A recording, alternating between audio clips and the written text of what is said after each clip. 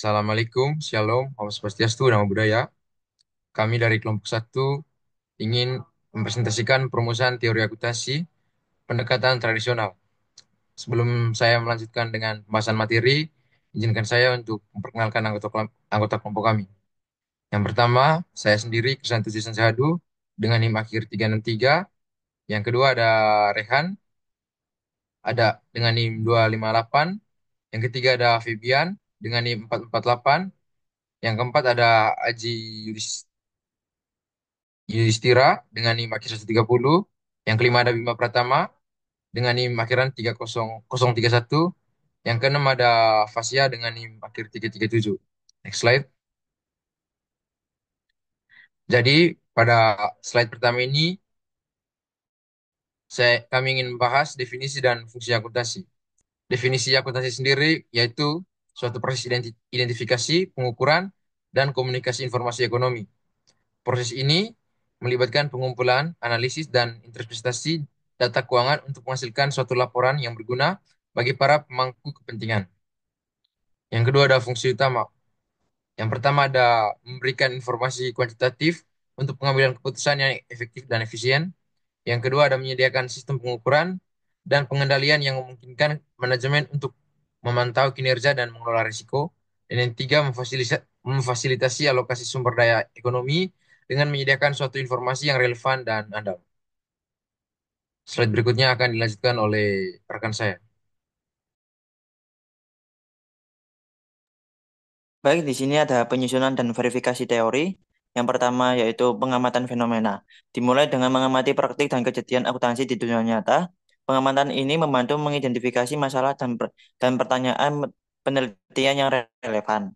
Yang kedua, pengumpulan data. Data empiris dikumpulkan melalui berbagai metode seperti survei, wawancara, dan analisis dokumen. Data ini digunakan untuk menguji hipotesis dan mendukung pengembangan teori. Yang ketiga, membentuk hipotesis. Hipotesis dirumuskan berdasarkan pengamatan dan data yang dikumpulkan. Hipotesis ini merupakan penyataan sementara yang perlu diuji kebenarannya. Kemudian yang keempat, pengujian hipotesis. Hipotesis diuji menggunakan metode statistik dan analisis data. Hasil pengujian menentukan apakah hipotesis diterima atau ditolak. Next. Kemudian di sini di slide ini yaitu adalah hakikat teori akuntansi. Yang pertama yaitu definisi teori akuntansi. Teori akuntansi adalah kerangka konseptual yang menjelaskan dan memprediksi fenomena akuntansi akuntansi. Teori ini memberikan dasar untuk memahami mengapa praktik akuntansi tertentu digunakan dan bagaimana mereka mempengaruhi informasi keuangan. Dasar pengembangan praktik. Teori akuntansi berfungsi sebagai dasar pengembangan praktik akuntansi yang konsisten dan relevan. Teori ini membantu memastikan bahwa informasi keuangan yang dihasilkan akurat, andal, dan berguna bagi para kepentingan, para pemangku kepentingan. Kemudian yang ketiga, komponen teori akuntansi. Yang pertama yaitu asumsi dasar yang mendasari praktik akuntansi. Yang kedua, definisi yang jelas tentang istilah dan konsep akuntansi. Yang ketiga, prinsip yang memandu pengukuran dan pelaporan keuangan. Yang keempat, batasan yang memengaruhi penerapan prinsip akuntansi. Next. Kemudian di slide ini ya ada metodologi perumusan teori akuntansi. Yang pertama yaitu pendekatan dedukatif, yaitu penentu tujuan laporan keuangan yang jelas, kemudian penetapan postulat dan prinsip dasar akuntansi, kemudian pengembangan teknik dan prosedur untuk mengimplementasikan prinsip.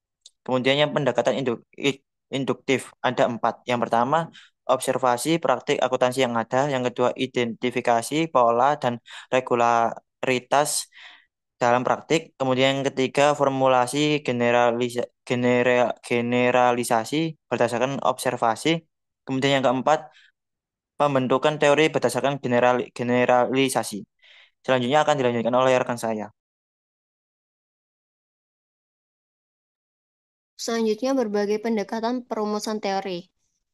Yang pertama ada pendekatan pragmatis, yaitu fokus pada kegunaan informasi akuntansi bagi para pengguna. Teori dirumuskan berdasarkan kebutuhan informasi para pemangku kepentingan seperti investor, kreditor, dan manajemen. Selanjutnya, pendekatan normatif. Pendekatan ini berbasis pada konsep ideal tentang bagaimana akuntansi seharusnya dilakukan. Teori ini dirumuskan berdasarkan nilai-nilai dan norma-norma yang dianggap paling tepat dalam menyajikan informasi keuangan. Yang terakhir adalah pendekatan positif. Pendekatan positif ini berbasis pada bukti empiris dan observasi tentang bagaimana akuntansi sebenarnya dilakukan. Teori ini dirumuskan berdasarkan analisis data dan fakta yang ada di dunia nyata. Next slide.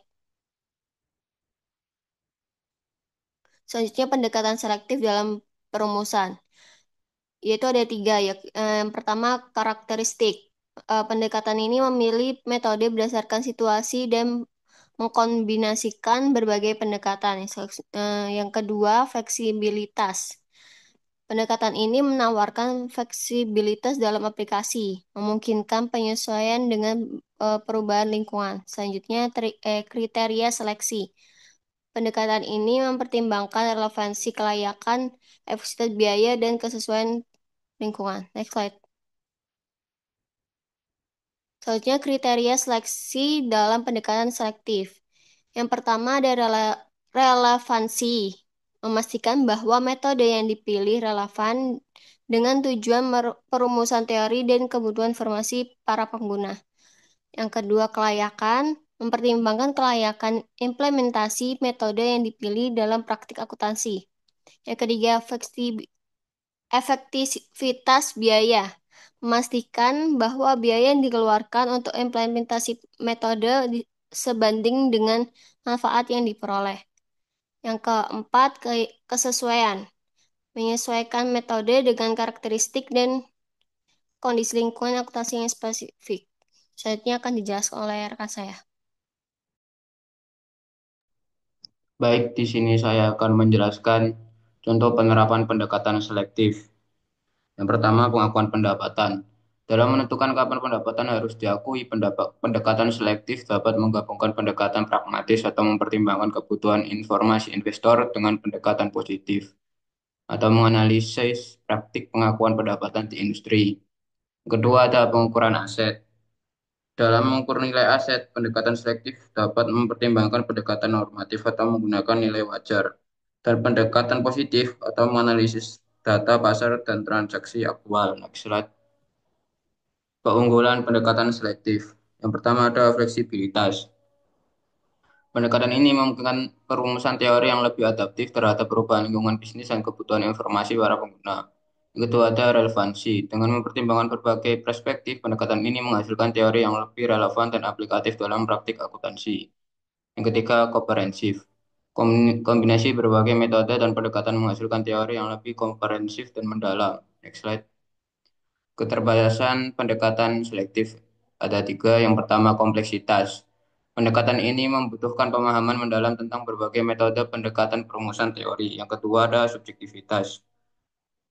Pemilihan metode dan pendekatan dapat dipengaruhi oleh subjektivitas perumusan teori. Yang ketiga ada konsistensi. Sulit untuk memastikan konsistensi dalam penerapan pendekatan selektif. Slide selanjutnya akan dilanjutkan oleh rekan saya. Baik, peran teori akuntansi dalam praktik. Di sini ada tiga. Yang pertama dari panduan. Teori akuntansi memberikan panduan dalam pengembangan standar dan praktik akuntansi yang konsisten. Lalu yang kedua evaluasi.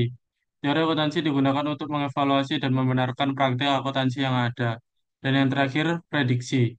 Teori akuntansi membantu memprediksi dampak dari perubahan praktik akuntansi. Next.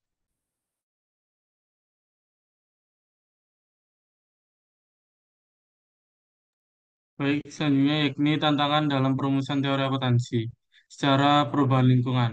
Jadi, secara perubahan lingkungan ini menyangkut lingkungan bisnis dan ekonomi yang harus berubah, menuntut teori akuntansi yang adaptif dan relevan. Dan yang kedua, kebutuhan pengguna.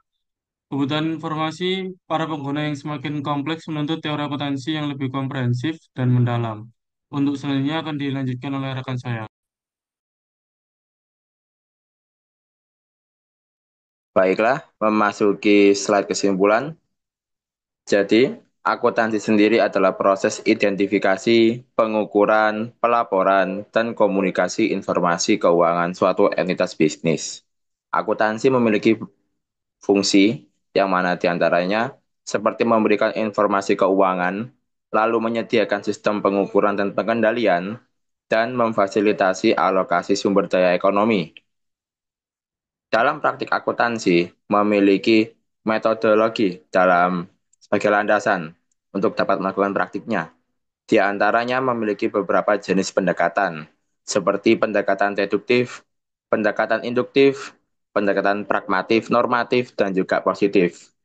Selain itu, juga ada pendekatan selektif, yang dinilai memiliki karakteristik yang fleksibel.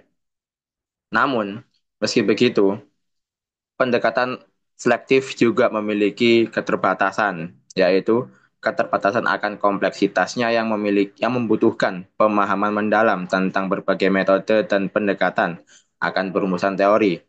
Lalu, keterbatasan berikutnya yaitu subjektivitas. Jadi, menggunakan pendekatan selektif ini akan dipengaruhi oleh subjektivitas dari perumus teori itu sendiri.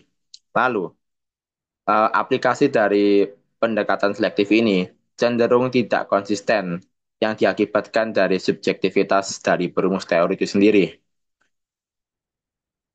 Lalu, tantangan dalam perumusan teori akuntansi yaitu melibatkan perubahan lingkungan. Lingkungan bisnis dan ekonomi yang terus berubah menuntut teori akuntansi untuk dapat beradaptasi dan tetap relevan. Lalu tantangan berikutnya yaitu tentang kebutuhan pengguna.